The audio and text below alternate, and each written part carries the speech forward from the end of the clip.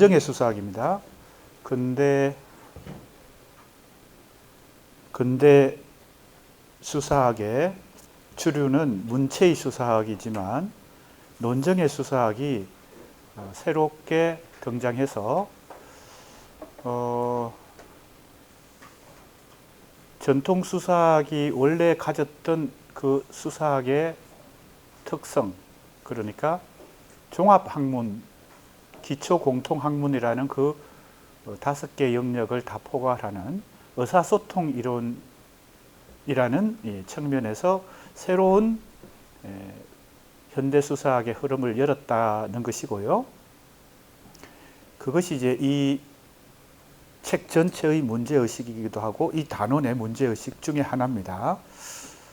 지난 시간에 이 서구 철학사 삼각형을 통해서 큰 그림을 그렸을 때 A 꼭지점, B 꼭지점, A 꼭지점을 대표하는 것이 뭡니까?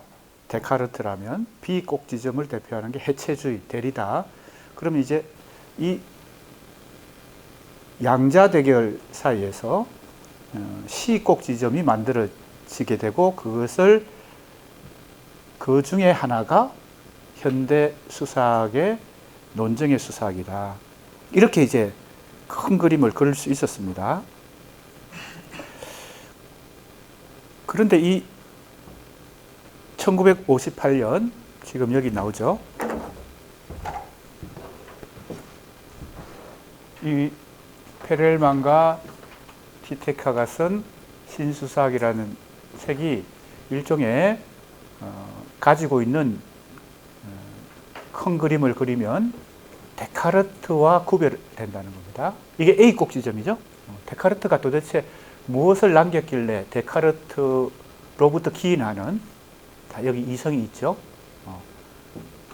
추론, 이성적 사고방식입니다. 그것을 단절한다. 그 다음에 중요한 특징을 첫 번째, 이게 진리 개념이죠.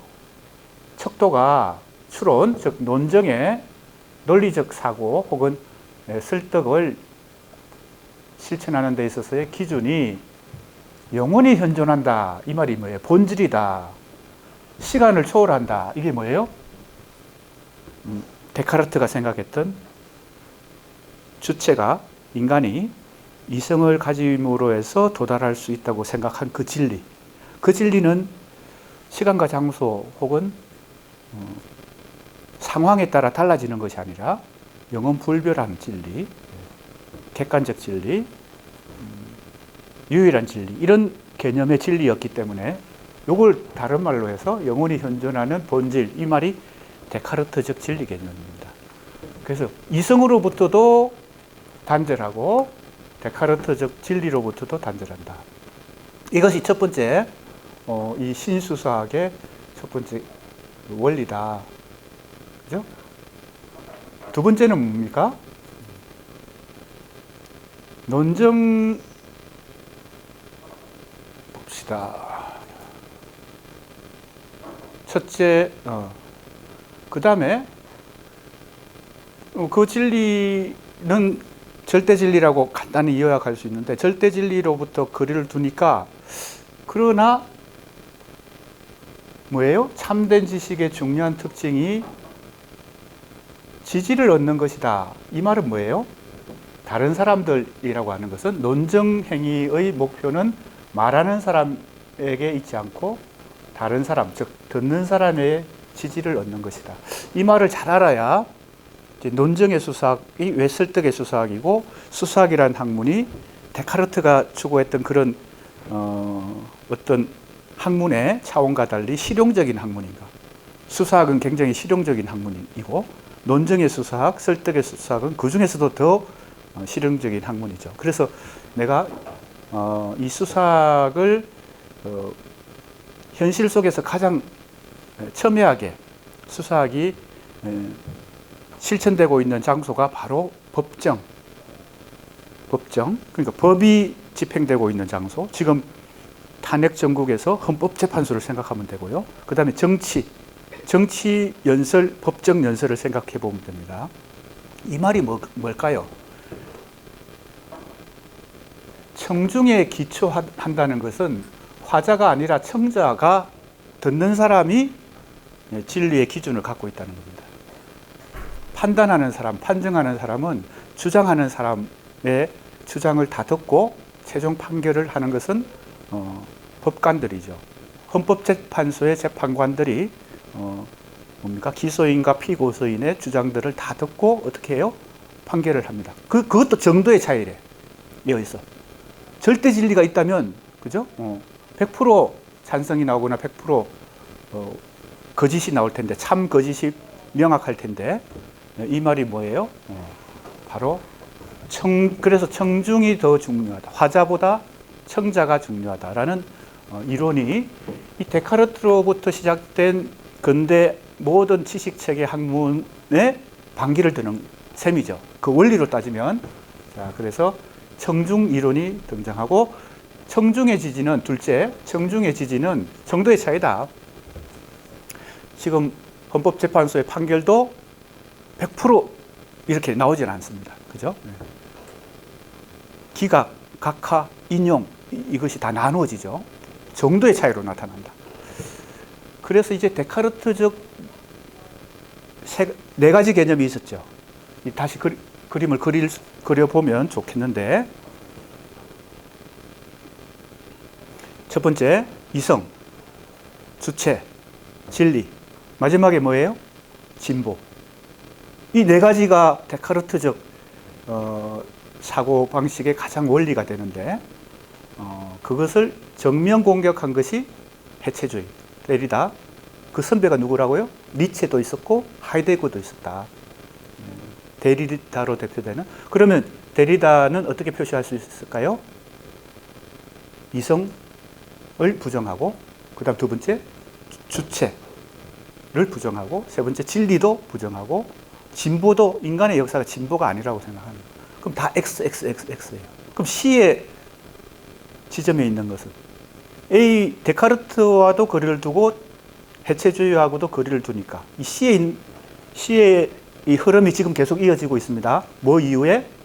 해체주의, 포스트 모더니즘, 후기 구조주의 이후에 지금 전 세계적으로, 한국만 그런 게 아니고 전 세계적으로 이 C 꼭지점에 있는 이 지식 체계가 계속 중요한 흐름을 이루어가고 있다는 겁니다. 그 중에 하나가 이제 이 논정의 수사학이다. 그 외에도 많은 철학자들이 있죠. 대표적인 철학자가 바디유, 지젝, 랑시에르, 아감벤, 최근에 유행하고 있는 여러 인문학의 철학을 중심으로 많은 지식 체계들은 이 C 꼭지점에 있는 거예요. 왜? 해체주의를 통과해서 지금은 해체주의까지도 뭐예요? 거리를 두는 어떤 새로운 흐름을 C 꼭지점이 만들어가고 있다. 이렇게 볼 수 있는데, 지금 우리가 공부하는 이 논정의 수사학, 이것도 C 꼭지점 중에 있죠. 그러면 논정의 수사학만 놓고 보면, 자, 이 네 가지 이슈를 놓고 한번 비교를 해보는 겁니다. 지금 이 교재에 있는 이 내용을 잘 내가 압축 정리하고 있는 거예요. 그림을 한번 그려볼까요? 자, 그림을 다시 한번 그리고, 이것은 그림을 그려서 요약한 다음에 다시 교재로 넘어오는 방식으로 조금 빨리 진행해 보겠습니다. 이게 끄는 거 맞죠? 꺼졌나? 꺼지고 있는 거예요?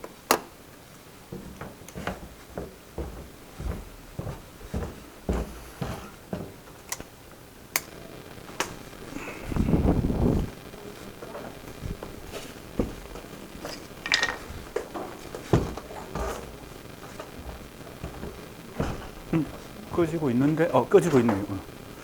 자, 지금 일종의 복습인데, 지난 시간에 했던 것에 이어서 다시 한번 이 큰 그림을 그려볼게요. 그러면 우리 수강생들이 앞으로 국문과에서 공부하든 아니면 사학과에서 공부하든 인문학을 하는데 아주 기본적인 제목을 이렇게 붙여볼까요? 지난 시간에 제목을 안 붙였는데, 서구 철학사의 일종의 요약, 도식, 도식적인 그림을 그려보는 겁니다. 엄청 큰 그림이니까 도식이라고 말할 수 있습니다. 도식은 그것으로 만족하면 안 되는 거죠. 아주 간단한 도식이니까 그것은 공부의 시작에 불과하고 자기가 계속 관심 있는 분야를 더 깊이 공부해 봐야 되겠습니다. 그것이 수사학이든 정신분석이든 아니면 칸트 철학이든 헤겔 철학이든 뭐죠? 데리다의 해체주의든 그죠? 들레즈의 후기 구조주의든 엄청나게 많은 서구 철학의 지금까지 데카르트 이후의 흐름을 이 삼각형으로 A, B, C 세 개의 꼭지점을 가지고 도식을 그리는 거니까 도식에 도식에 너무 만족하면 안 된다. A를 간단하게 얘기하면 근대 철학이고, 이걸 다른 말로 이걸 주체 철학이라고도 말합니다. 왜 그럴까요? 그만큼 주체를 강조하는 겁니다. 이때 주체는 자, 핵심 원리는 이 네 가지예요. 내 나름대로 내가 공부했던 것들을 다 이렇게 내 나름대로 요약하는 거니까 우리 수강생들은 이걸 참고로 듣고 공부하면 됩니다. 이건 내 나름대로 한번 도식을 만들어 보는 거예요. 이 네 가지예요.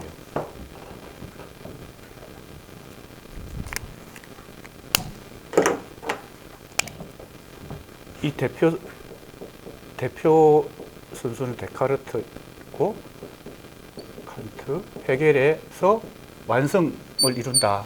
이거 빨간 거 있나요? 이거. 그게 잘 안 나오는데? 좀 가지고 다니면 좋겠어요. 여기 놔두면 잘 안 나오게 됩니다. 자, 그럼 데카르트가 우리 교재에도 좀 있으면 나와요. 왜냐면요, 이 지금 시의 논정의 수사학에 1958년에 페렐만과 티테카가 쓴 신수사학이라는 책이 바로 현대 수사학 중에서 논정의 수사학,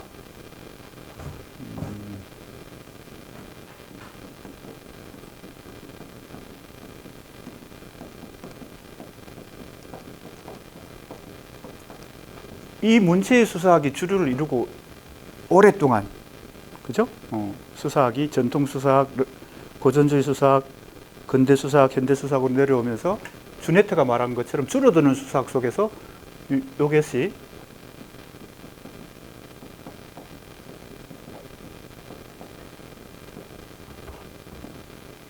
원유, 환유, 제유 이것을 중심으로 줄어들었잖아요.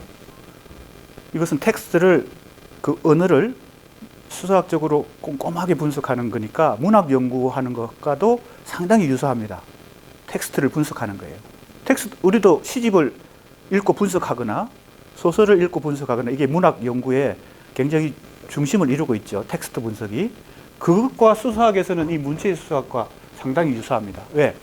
이건 텍스트가 갖고 있는 문체나 전이 이 언유, 환유, 제의를 분석하는 데서 출발하는 거니까 이게 수사학, 이 문학에서도 이것은 텍스트 분석과 연관이 됩니다. 이 문체의 수사학이 주류를 이루고 있는 와중에 이 논정의 수사학이 다시 58년을 기점으로 생성이 되는데, 형성이 되는데 이것은 그 수사학의 역사를 따져보면 옛날 전통 수사학이 가지고 있었던 그 종합학문을 다시 회복하는 그런 의미도 있다. 다른 말로 하면 이게 설득의 수사학이라고 말할 수 있고, 이거는 의사소통의 맥락을 중시한다. 의사소통이라고 하면 뭐와 뭐를 생각할 수 있어요? 화자와 청자 사이에 주고받는, 그죠? 대화 이론 혹은 의사소통 이론인데, 데카르트가 생각했던 이 주체는 어떤 진리를, 이성을 가진 어떤 인간이 주체가 되고 진리를 확보할 수 있다는 이 생각은 역사의 우주의 주인이고 역사의 진보로 가져오는 이 주체로서의 이 주체는 여기에 속한 것입니다. 여기에. 그죠? 어떤 주장을 펼치는 여기가 주체라고 생각한 거죠. 그런데 논정의 수사학에서 지금 얘기하는 게 진리를 가지고 있는, 이때 진리는 이 진리하고는 또 다르죠. 주체도 지금 주체 개념도 어찌 보면 여기 미리 얘기할까요?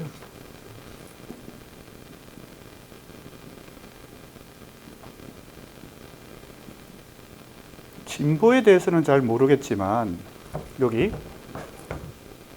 해체주의, 데리다를 생각해 볼 때 이건 완전 정반대예요.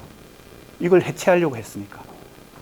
이 해체주의는 데리다 위에 선배가 2명 있죠. 니체와 하이데거입니다. 우리 교재에 조금 있으면 이 데카르트와 누구를 비교하는 게 나오나 하면 하이데거, 데리다를 비교하는 게 나옵니다. 왜? 이 논정의 수사학이 서구 사상의 큰 흐름 속에서 어떤 위치를 갖고 있는가를 이렇게 설명하려면 이걸 데카르트를 설명하고 그 다음에 하이데거, 데리다를 설명한 다음에 시를 설명해야 되니까. 그죠? 그래서 내가 지금 미리 우리 교재의 공부를 이제 잘 이해하기 위해서 미리 도식을 설명해 주고 있는 겁니다. 데리다가 생각한 것은 완전히 이걸 정면으로 공격하는 거예요. 뭐가 4가지 요소를 봅시다.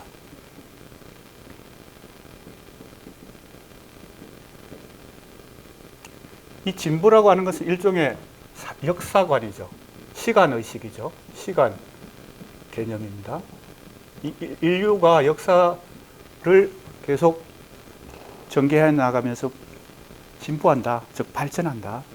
이런 생각이 기본적으로 왜 있겠어요? 이 근대 주체에게는 이성이 최고의 가치를 갖고 있으니까. 이때 이제 주객 이분법이 생깁니다. 주체가 자신을 주인으로 생각하는 순간 뭘 가지고 있기 때문에? 이성을 가지고 있기 때문에 이성적 주체가 자기를 주인으로 생각하는 순간 뭐가 생겨날까요? 내가 이성을 갖고 객체가 생겨납니다. 이 객체는 사회, 역사, 자연, 심지어는 우주까지 다 타인을 포함한 사회, 역사, 우주를 다 통틀어서 이렇게 나누게 됩니다. 이게 이분법입니다. 이 주체가 객체라고 생각하는 겁니다. 이런 요소들을. 그래서 근대인들의 주객 이분법에 의해서 타인도 이제 내 이성에 의해서 뭡니까? 컨트롤 가능한 그런 이제 타자로 객체로 이제 파악하기 때문에 어떤 문제가 생겨요? 이 이성이 이제 근대적 이성이 계몽을 가져오죠. 그죠?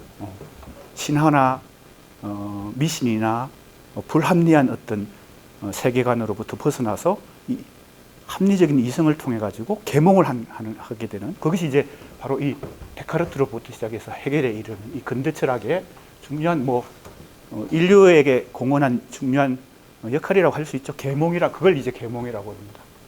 그러나 한편으로는 어떻게 돼요? 다 이제 이걸 자기가 컨트롤할 수 있다고 생각하거든요. 그래서 데카르트가 생각한 수학적, 과학적 이성을 가지고 그죠? 인류가 무궁히 발전한다고 생각했는데 사실은 어떻게 돼요? 세계 1차 대전, 2차 대전 서로 그 수학과 과학을 최대한 발전시켜서 뭡니까? 원자 폭탄까지 만들어내게 되는 그런 이제 비극을 맞이하는 것을 이제 놓고 이제 한편으로는 이 이성이 계몽을 가져오지만 한편으로는 무엇을 가져올까요? 그걸 이제 도구적 이성이다. 이성을 도구적으로 사용한다. 그죠? 수단으로 사용한다. 그렇게 하니까 객체를 다 종속시키게 됩니다. 우리에게 이성이 가지고 있는 양면성이 있는 거죠. 그죠? 이 계몽의 빛을 비추어 주는 장점도 있지만 뭐예요? 이걸 수단으로 도구로 사용하게 되면 어떻게 돼요? 이걸 객체로 취급하게 됩니다. 이게 바로 주객 이분법이고 이것이 가지고 있는 이 근대 철학, 주체 철학이 갖고 있는 이런 문제점들을 선명하게 그죠? 경험한 후에 이 뭡니까? 구조주의도 등장하고 정신분석학도 등장하고 마르크스주의도 등장하고 실존주의도 등장하고 이렇게 되는 겁니다. 이건 제 지난 시간에 간단히 얘기했죠. 이 과정이 다 뭐예요? 인본주의 혹은 인간중심주의에서 조금씩 이렇게 벗어나는 과정이죠. 구조주의 자체가 뭐예요? 주체보다 구조가 더 중요하고 더 앞선다는 거예요. 인간이 언어를 만든 것 같지만 언어의 질서가 인간의 정신을 지배한다. 그래서 락강이 뭐라고 얘기한다고요? 무의식도 언어처럼 질서화되어 있다. 인간의 이 의식을 지배할 뿐만 아니라 무의식까지도 이 언어의 질서가 지배하고 있다.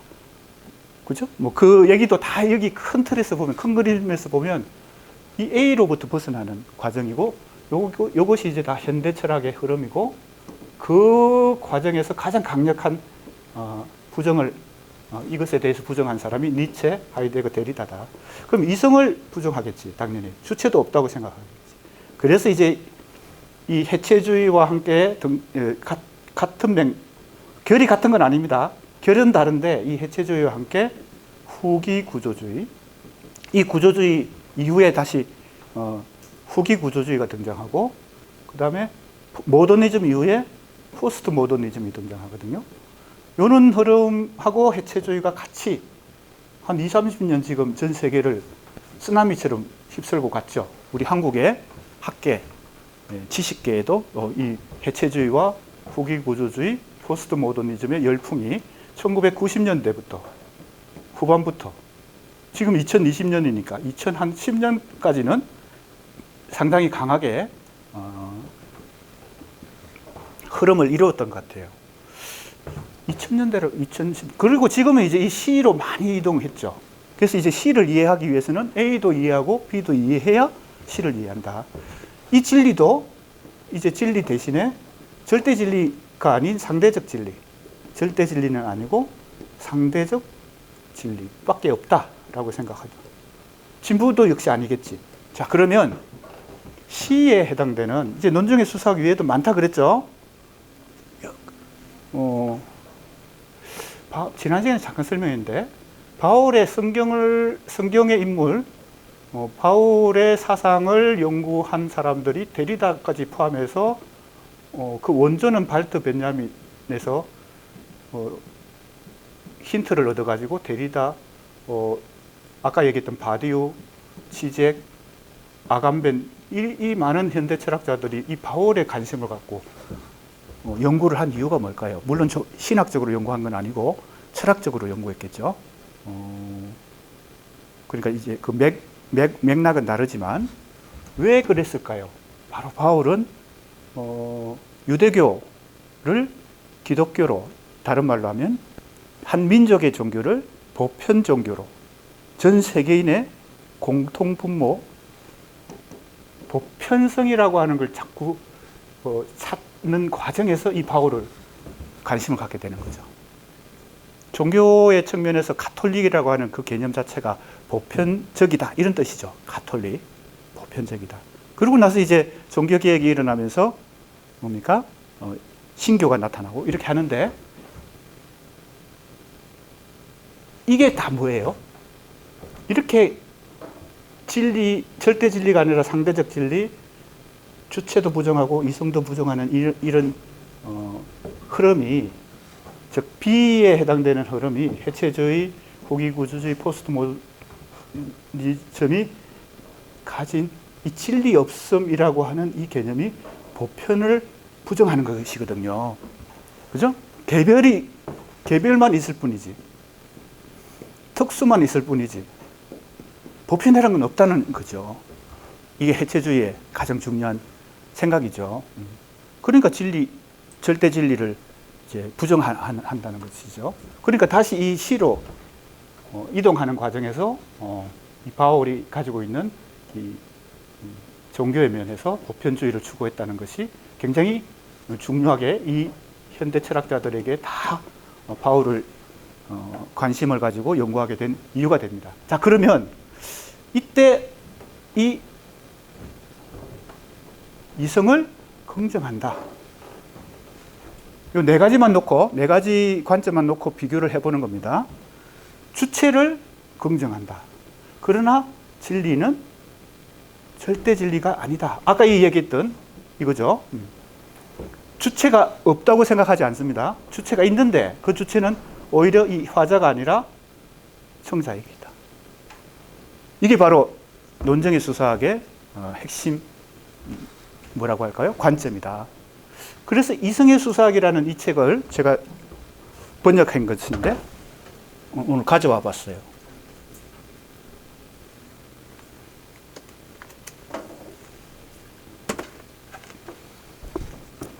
예, 고려대 출판부에서 나온 건데 책 홍보하려고 가져온 게 아니고 지금 우리 진도 범위 중에서 이 책이 굉장히 중요한 내용을 지금 차지하고 있습니다. 왜 그런가 하면요. 여기에 제목이 이성의 수사학이죠. 이것이 뭘 의미하는가 하면 바로 이 시 꼭지점에 있는 이 논정의 수사학이 58년에 새롭게 발생하고 나서 그 이후에 이 제임스 크로사이트가 이 이성의 수사학을 쓰면서 이것을 다 집대성합니다. 무엇을? 1958년에 우연찮게도 이 현대 논정의 수사학의 중요한 책이 하나 더 나와요. 이것은 영국 페렐만은 벨기에 사람인데 벨기에의 법철학자, 그러니까 법학과 관련돼요. 그죠? 지금 우리 법정 연설, 정치 연설, 이 수사학이 이 법학에 굉장히 중요한 기초 학문이라고 지난 시간에도 얘기했는데 이 페렐만은 법철학자예요. 법학자라고 볼 수 있죠. 스티븐 툴미는 언어학자예요. 언어학자. 영국의 언어학자인데 이 사람이 논정의 용도라는 책을 같은 1958년에 씁니다. 이 두 책이 바로 현대 논정의 수사학의 중요한 원천이 되고 그것을 제임스 크로사이트가 이성의 수사학이라는 책으로 이게 92년에 나왔어요. 92년. 96년에 나왔네요.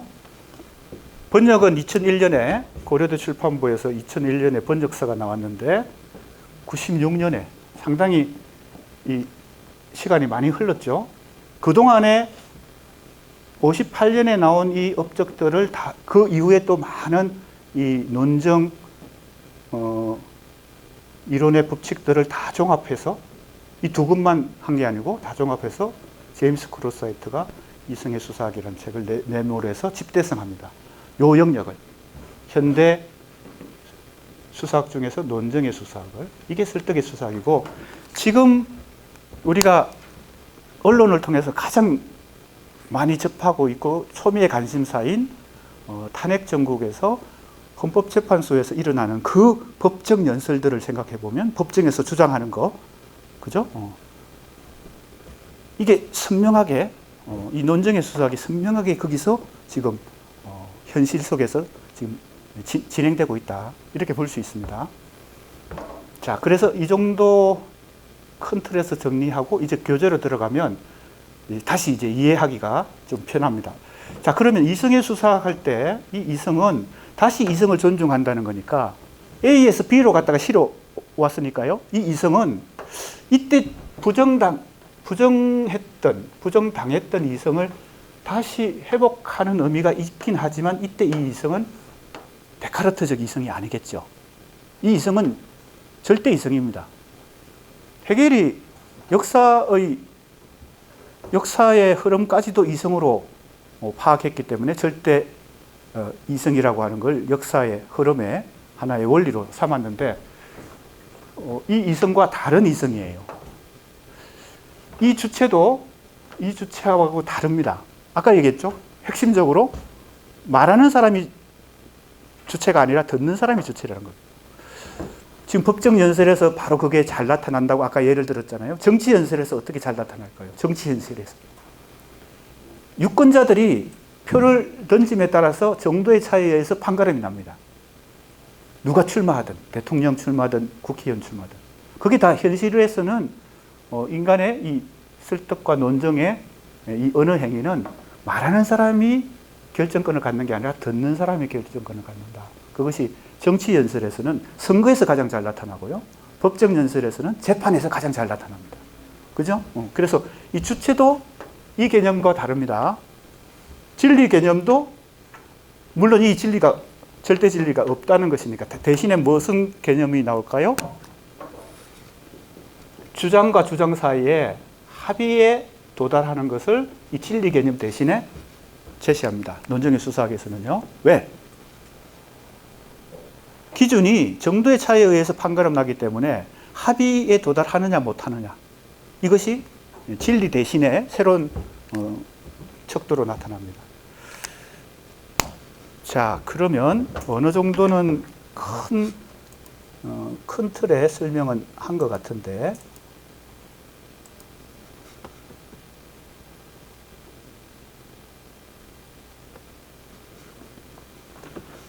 그러면 다시 한번 본문을 보면서 좀 빨리 이제 진도를 나가 봅시다. 설명을 큰 틀에서는 했기 때문에.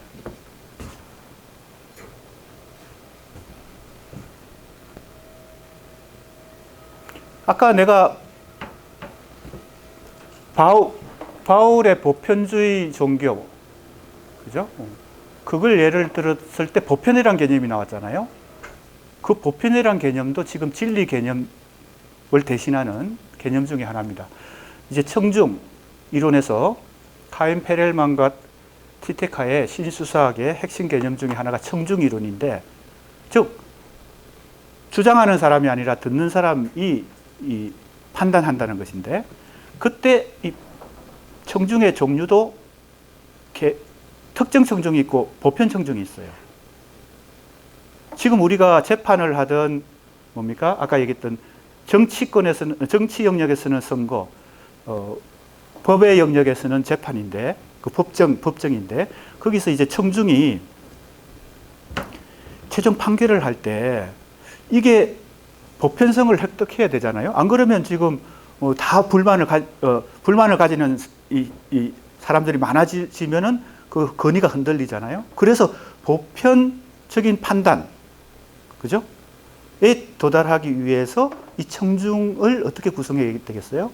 특정 청중이 아니라 보편 청중을 구성해야 되는 거죠.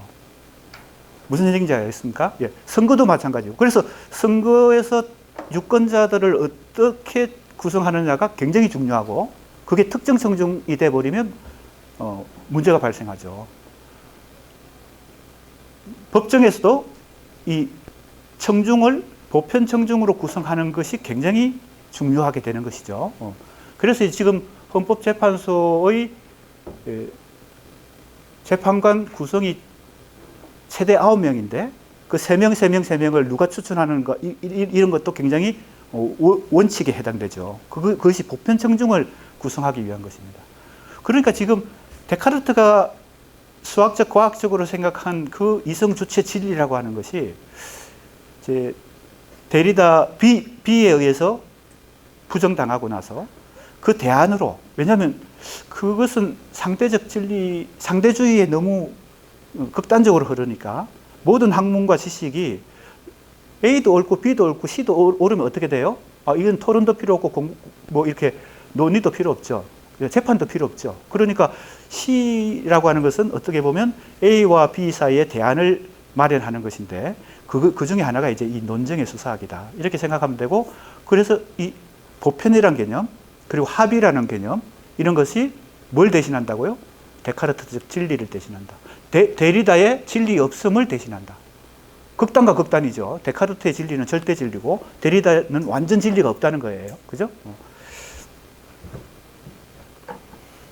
자, 그래서 앞으로 공부할 핵심 개념들을 미리 한번 살펴봤어요.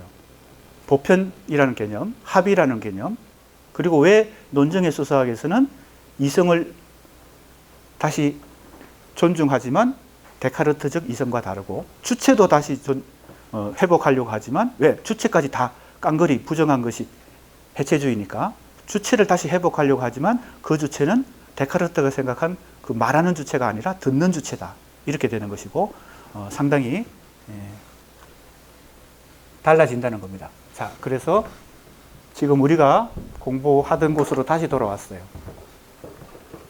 청중에 기초하여 전개된다. 청중의 특성을 아는 것을 통해 결정된다. 논증을 할 때 논증하는 사람이 청중의 특성을 잘 알아야 합리적으로 수용이 된다는 겁니다.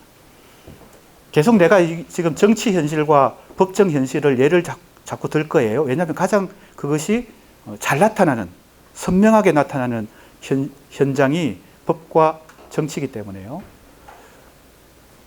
대통령 선거나 국회의원 선거를 할 때 바로 이 청중 연구를 안 할 수 없죠. 왜?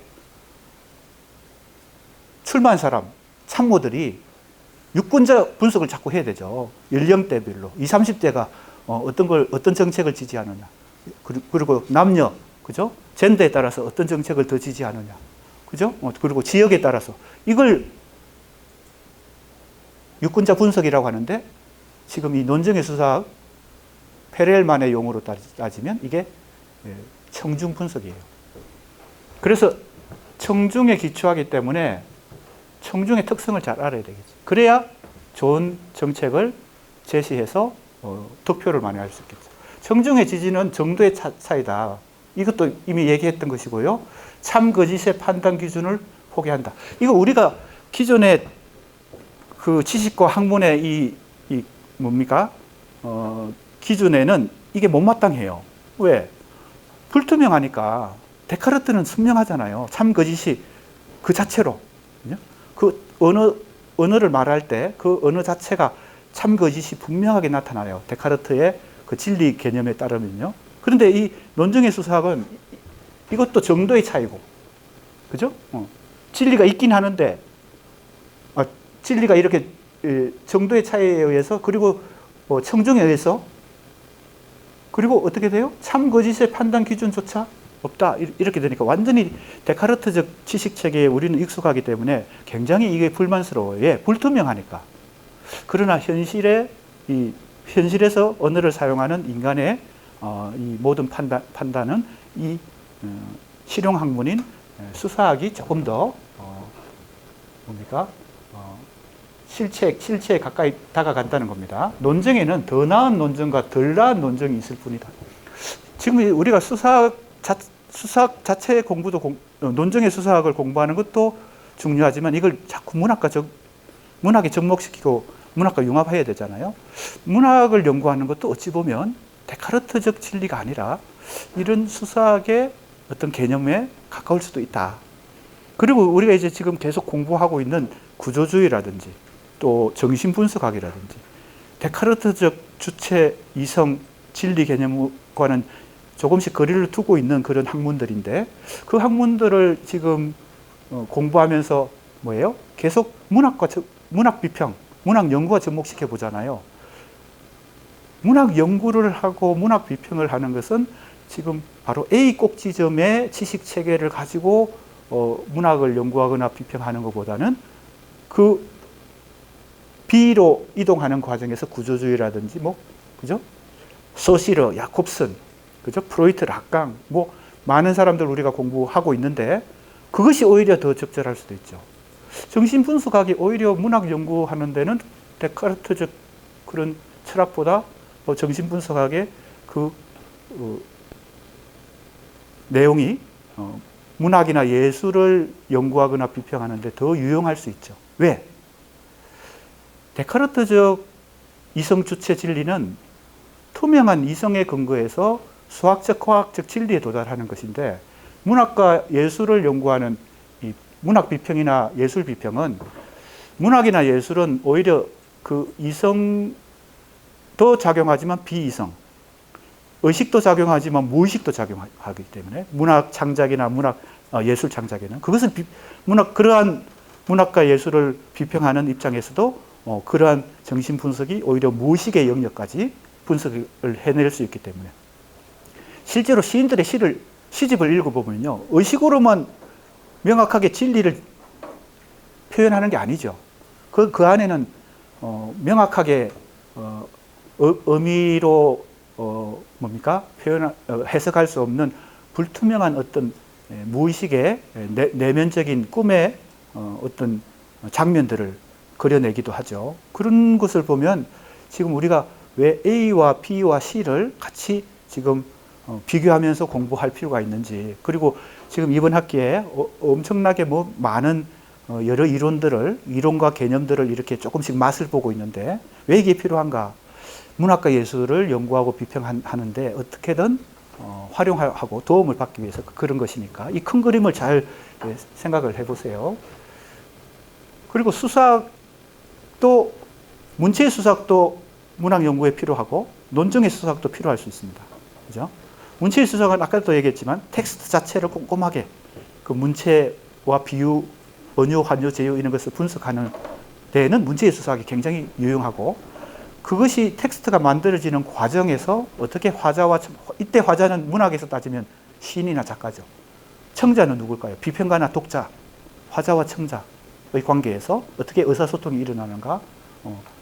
그러니까 학문 영역이 다르기 때문에 완전히 일치하는 건 아닌데, 정신분석과 문학이 완전히 일치하는 것도 아니고, 논증의 수사학과 문학이 완전히 일치하는 것도 아니에요. 다만 우리는 인접학문, 인접예술, 인접지식체계를 참고로 계속 공부하면서 문학을 조금 더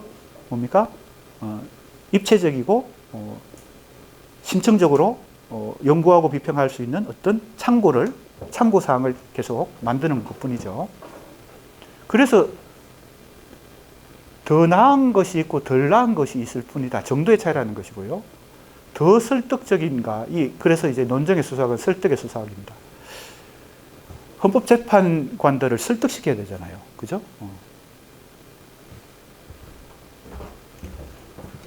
주장하는 사람이. 그래서 논증의 수사학은 설득의 수사학이다. 그 다음에 지난 시간에 여기까지 했습니다. 이성은 본질적으로 윤리적 동기를 갖는 하나의 실체다. 이 말은 데카르트적 진리 개념으로는 포착할 수 없다. 이런 얘기가 되겠습니다. 같은 말이고, 이게 굉장히 중요하죠. 그래서 이게 벌써 한 10년 더 됐어요. 정의란 무엇인가라는 그 강의가 우리나라에도 엄청난 임팩트를 주고 많은 사람들이 그 책을 사서 보고 강의도 듣고 했죠. 하버드 대학의 교수가 강의한 책으로서 쓴 정의란 무엇인가. 이게 바로 자스티스, 사회적 정의입니다. 지금 탄핵 소추 이 법안 헌법재판소에서 일어나고 있는 이 판결도 가장 큰 개념은, 전체를 지배하는 개념은 자스티스의 개념이죠. 사회적 정의의 헌법이라고 하는 것이 있고, 그 헌법 아래 형사소송법이 있고 민사소송법이 있고 이렇게 되는 거니까, 지금 헌법에 위배되느냐 아니냐를 가지고 지금 판결하는 그런 단계니까 가장 큰 범주에서 이 개념이 중요하다. 자스티스의 개념이다. 정의의 개념이다. 그 다음에 바로 뭐예요? 재화의 분배. 이것도 굉장히 중요하죠.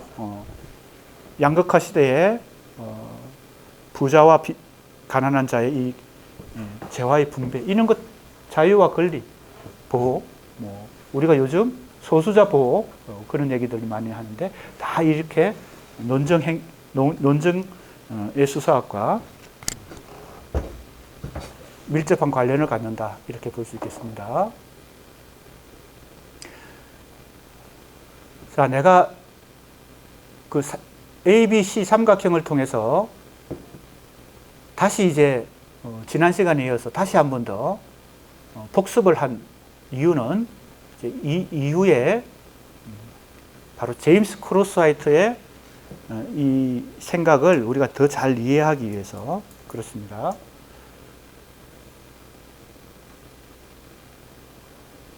자, 이 부분을 이제 빨리 보겠습니다. 자, 이 크로스화이트는 이성의 수사학이 등장하게 된 철학적 상황을 기술합니다. 이게 지금 내가 설명했기 때문에 이제 이해가 좀 될 것입니다.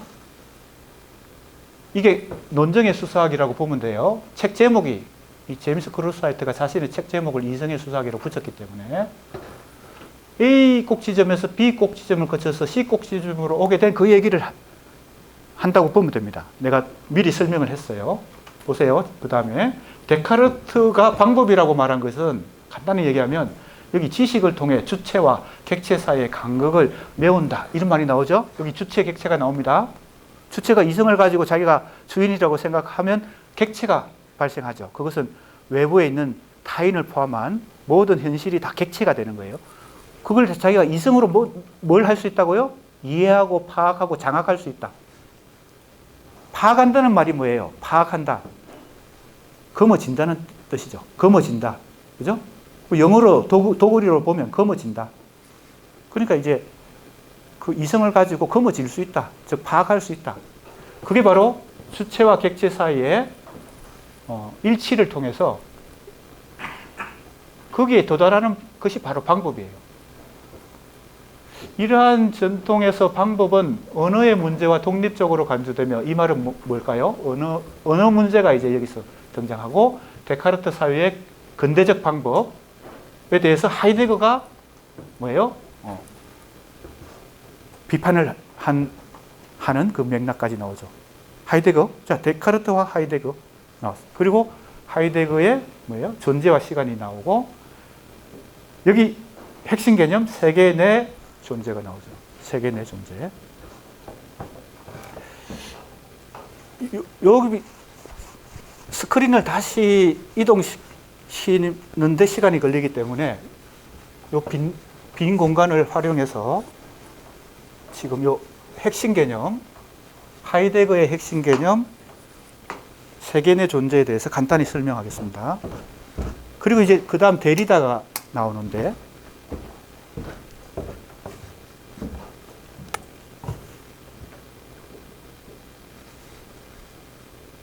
이게 잘 안 나오네요.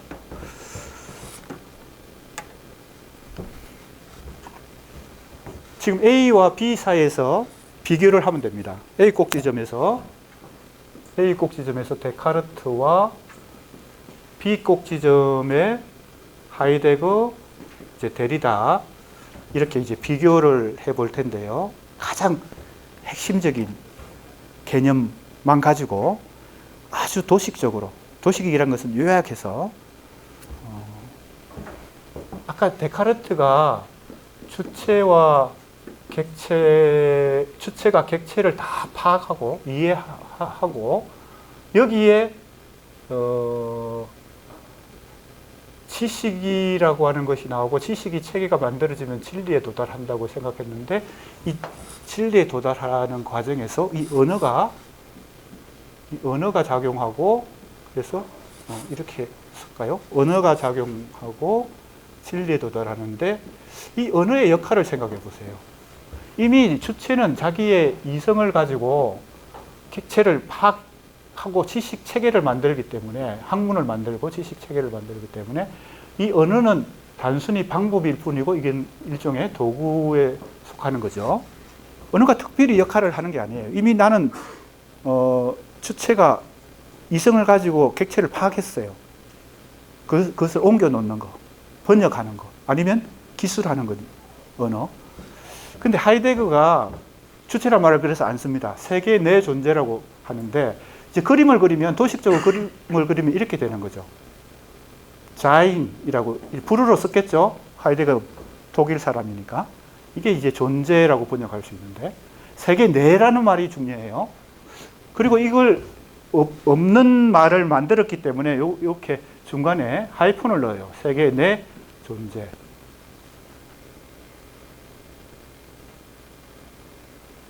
이 세계는 단순하게 그냥 고정되어 있지 않습니다. 시간과 공간의 이동 속에서 이 역사가 흘러가는 이 흐름. 그래서 하이데거의 이제 주저서가 존재와 시간이잖아요. 시간 속에서 존재가 어떻게 계속 변화하겠죠.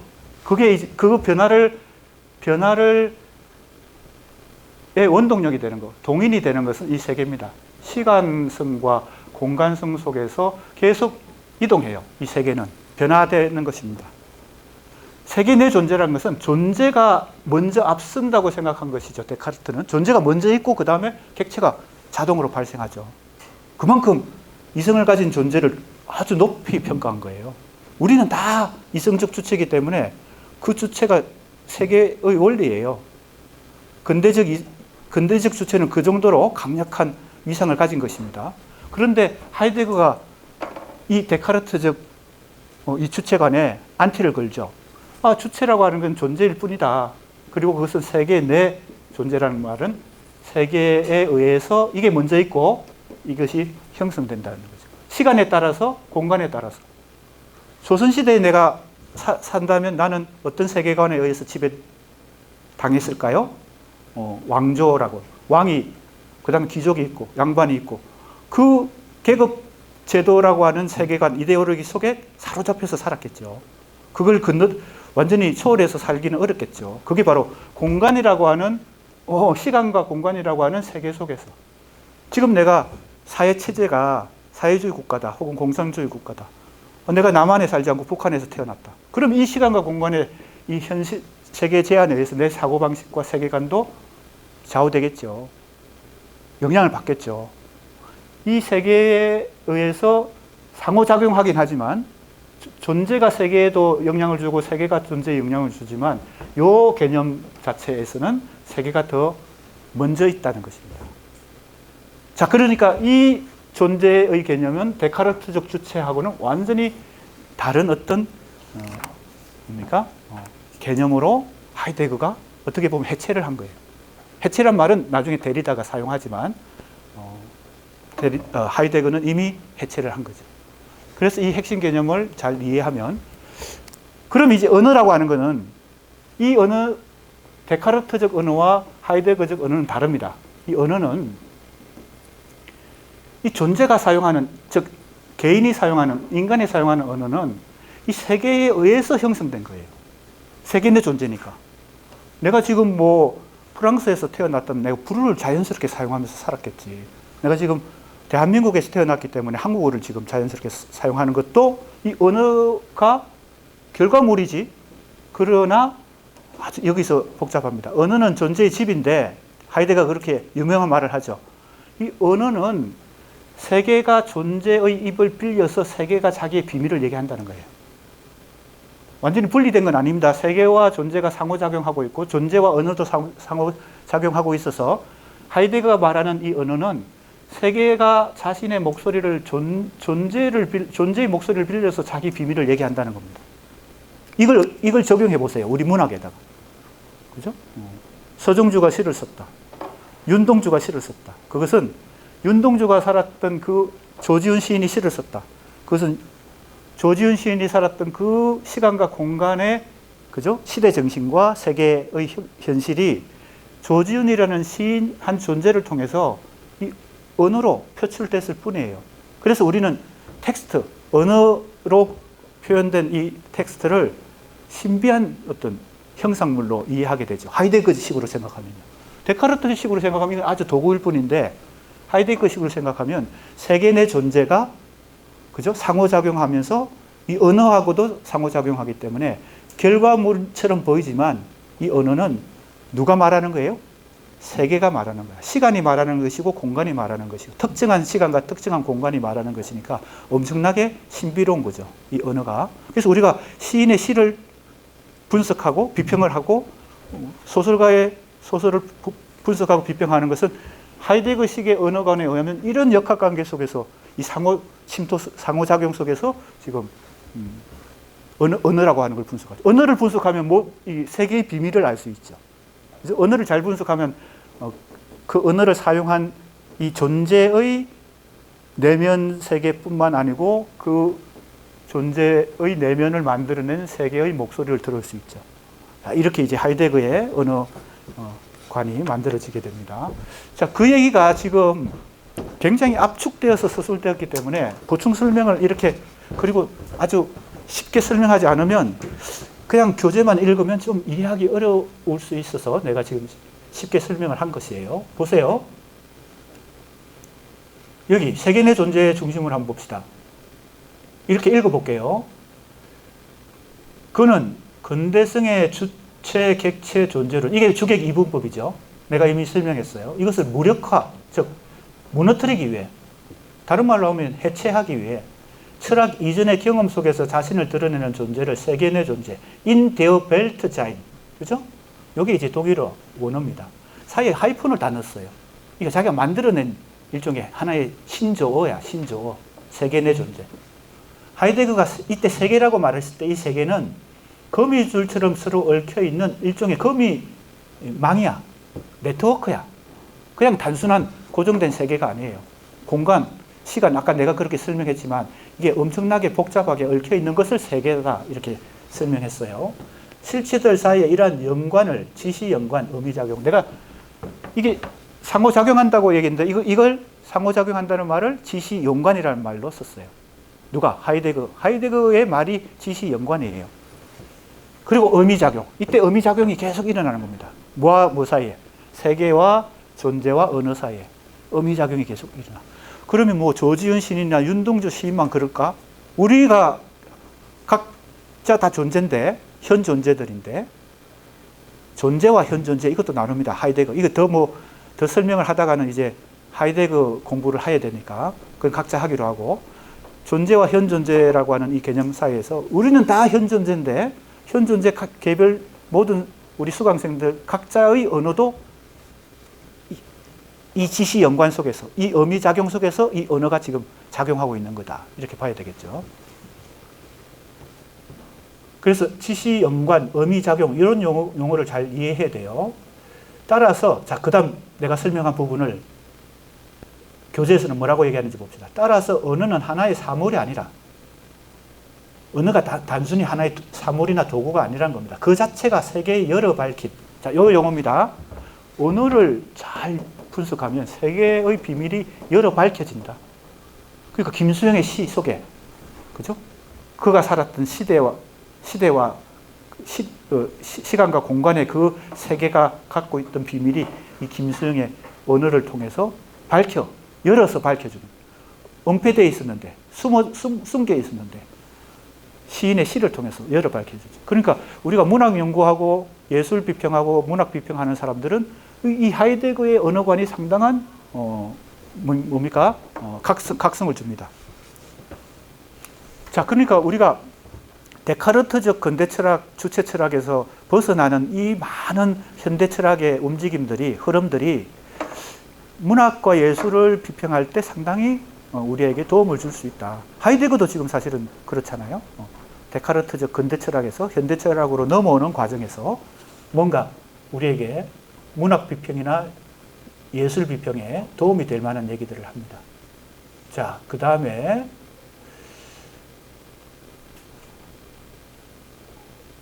크로사이트가 이 하이데거의 철학적 연구가 수사학을 메타 철학으로 이해하는 길을 예비한다, 이런 말을 했는데, 그러니까 하이데거도 참고한 거지. 논증의 수사학이 이 해체주의의 이 관점을 흡수한 거예요. 왜 그랬을까요? 지금 이 삼각형 다시 생각해 보세요. A도 아니고 B도 아닌 C를 만들어내기 위해서, 그죠?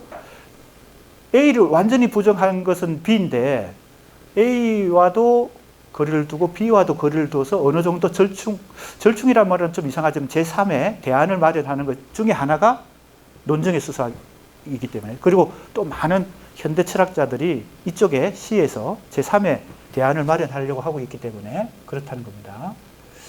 자, 이제 해체주의가 나옵니다.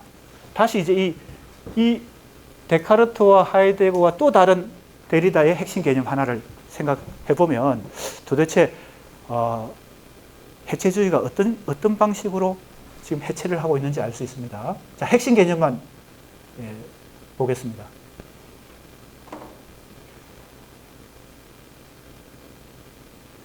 해체주의가 영어로는 deconstruction이죠. 이거 한번 설명했는데, D라고 하는 것은 삭제하다, 제거하다, 없애다 이런 적두사죠. D. 뒤에 나오는 construction은 뭐예요? 건축하다, 구축하다 이런 말이에요. 그러니까 이것은 건축을 삭제하는 거죠. 그래서 사실은 해체주의란 이 번역은 약간 의역이고 직역을 하면 탈구축입니다. 그래서 해체주의를 탈구축, 디컨스트럭션을 해체주의라고 번역하지 않고 탈구축주의다 이렇게 번역하는 사람들이 종종 있습니다.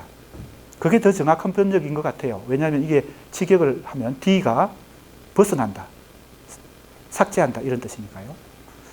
그러면 이제 내가 비유로 이렇게 말할 수 있습니다. A, 데카르트와 근대 철학, 헤겔까지 이르는 이 A 지점의 근대 철학, 주체 철학은 건축 철학 사상을 건축하는 거예요. 빌딩을 짓는 거예요. 그러면 이게 건축 공법이, 치밀한 건축 공법이 필요했겠죠? 거기에 재료가 뭐예요? 이성 주체 진리예요. 63 빌딩을 만드는데 데카르트가 사용한 재료가 이성 주체 진리예요. 그러면 하이데거나 데리다가 이걸 해체하기 위해서, 디컨스트럭션 하기 위해서는 어떤 방법이 필요할까요? 건축학으로 따지면 해체 공법이 필요하죠. 건축 공법에 맞서는 해체 공법인데, 해체 공법은 대체로 어떻게 해요? 오래된 아파트 해체해서 새로운 재건축을 하기 위해서 폭삭 무너뜨릴 때, 그죠? 곳곳에 핵심적인 약한 지점에다가 다이아마이트를, 그죠? 장착하고 한꺼번에 폭발시켜서 폭삭 무너지게 하죠. 그런 식으로 한 거예요. 그 약한 취약점을 찾는 것인데, 바로 하이데거는 이것을 취약점으로 찾았죠. 이 주체가 아니다, 세계 내 존재이다 라고 해체 공법을 사용한 거잖아요. 그럼 데리다는 어떤 식으로 해체 공법을 사용했을까? 어디다가 취약점에다가 다이아마이트를 장착했을까? 그리고 폭삭 무너뜨리게 했을까? 물론 하이데거 데리다가 폭삭 무너뜨리게 했는지 안 했는지는 우리가 그건 다 따져봐야 되겠지만, 아무튼 그걸 시도했다는 겁니다. 자, 보세요. 여기 첫째, 행위자 및 의도라는 개념에 의존한다는 말은 행위자가 에이전트라고 되어 있는데, 아까 얘기했듯이 논정의 수사학 제임스 크루사이트의 입장입니다. 주체를 부정하지 않는다는 겁니다. 왜? 말하는 주체가 없으면은 말하는 청자가, 하자가 없으면 듣는 청자도 없으니까 판정도 할 수도 없죠. 데리다는 그 정도로 극단적으로 말하는 주체도 없다고 생각한 거예요. 그래서 저자의 죽음, 주체의 죽음, 이 얘기가 후기 구조주의 포스트 모더니즘이 유행할 때, 쓰나미처럼 흘러갈 때 엄청나게 그런 말들이 우리 문학 비평에도 많이 유행했어요. 저자가 죽었다. 예를 들면 이런 거죠. 그런데 자세히 그 주장을 공부해 보면요, 전혀 엉터리는 아니에요. 데리다의 생각도 엉터리가 아니고 하이데거 생각이 엉터리가 아니죠. 그럼 예를 들면 이런 거예요. 이문열이라는 작가가 사람의 아들이라는 종교적인 소설을 썼어요. 그 소설을 엄청난 인기를 끌고 베스트셀러까지 됐죠. 나도 읽어봤어요. 사람의 아들. 그래서 감동도 받고 아주 자극도 많이 받은 그 종교적인 주제를 다루고 있어요. 기독교 종교를 다루고 있어요. 그런데 데리다가 볼 때는, 우리는 사람의 아들의 저자는, 즉 창조자는, 주체는, 이 소설을 쓴 주체는 이문열이라고 인정하잖아요. 그래서 그 책을 사면 인쇄가, 그죠? 이문열 작가한테 10%는 10%도 계약하기 나름이겠지만 들어가죠. 그것은 그 사람이 주체다, 이 소설을 창조한 주체다라고 인정하잖아요. 그럼 데리다는 그렇게 생각하지 않는 거죠. 그 안에는 이 소설 안에는 이문열이 어릴 때부터 읽고 공부했던 성경부터 많은 철학 서적들, 또 다른 사람들의 서양과 동양의 그 고전이 된 문학과 예술들을 다 흡수해서 이게 재구성돼서 나왔을 뿐이지, 어떻게 그게 제로에서 무에서 유를 창조했느냐. 그 사람에게 왜 우리가 창조자라는, 즉 저자라는 권리를 주느냐. 이런 근본적인 질문을 하는 거예요. 데리다의 해체주의는요. 그러니까 주체가 없다는 거지. 저자의 죽음이라고, 주체의 죽음을 저자의 죽음, 즉 우리 문학의 영역에서 적용하면 그렇다는 겁니다. 사람의 아들이라는 소설은 있지만 주체는 없어. 이문열이 저자가 아니야. 그래서 저자의 죽음, 주체의 죽음, 뭐 이런 얘기까지 나오게 됩니다. 이건 예를 든 것뿐이에요. 주체의 영역에서, 저자의 영역에서 예를 든 것뿐이에요. 근데 이제 논정의 수사학에서는 그 주체를 부정하는 것을 받아들이지 않습니다. 그것은 뭘, 이제 저자가 있다, 말하는 사람이 있다. 그게 바로 여기 나오는 의도, 행위자. 그래야 이게 의사소통이 가능하다는 거예요. 의사소통이 가능하고 법정에서 주장이 일어나고 판정이 일어날 수 있다. 그게 합의에 도달하든 안 하든 그런 얘기예요. 그 다음에 이제 핵심적인 것은 바로 여기 나옵니다. 데리다가 주장한 반복 가능성입니다. 요 용어만 잘 이해하면 해체주의의 핵심적인 데리다의 생각을 이해할 수 있습니다. 시간을 잘 체크해야죠. 5분밖에 안 남았네요.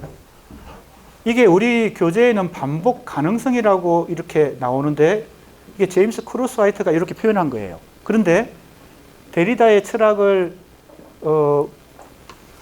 많은 사람들이 이 개념으로 번역을 했습니다. 차연이라고 번역했어요. 이 개념만 잘 이해하면 됩니다. 차연이란 개념은 이것도 하이데거를 약간 본받아서 그런지 프랑스, 데리다는 프랑스 사람이니까 하이데거는 독일 사람이고 불어로 이전에 없던 말을 만든 거예요. 새로운 말을 만들었어. 불어로. 내가 지금 불어기 때문에 이걸 판사하기는 어려운데 그것을 번역하면 이런 거예요. 없는 말인데 교묘하게 이 두 가지 의미를 융합한 새로운 단어를 만들었어요. 그걸 번역하면 우리말로 번역하면 차연인데 이것은 차이라는 뜻이고 이것은 연기라는 뜻입니다. 이게 두 개가 결합된 새로운 용어를 데리다가 만들고 자기 해체주의 사상의 핵심 개념으로 이 차연을 중심으로 해체주의를 설명하면서 뭐예요? 주체 개념, 진리 개념을 뭡니까? 해체합니다. 이게 뭔가 하면요. 차이가 있다는 겁니다. 뭐와 뭐 사이의 차이일까요? 이 차이라고 하는 것은 공간적 개념이고요.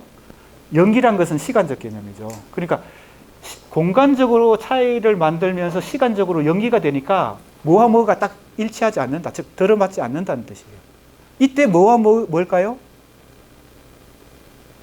이때 뭐와 뭐가 계속 들어맞지 않을까요?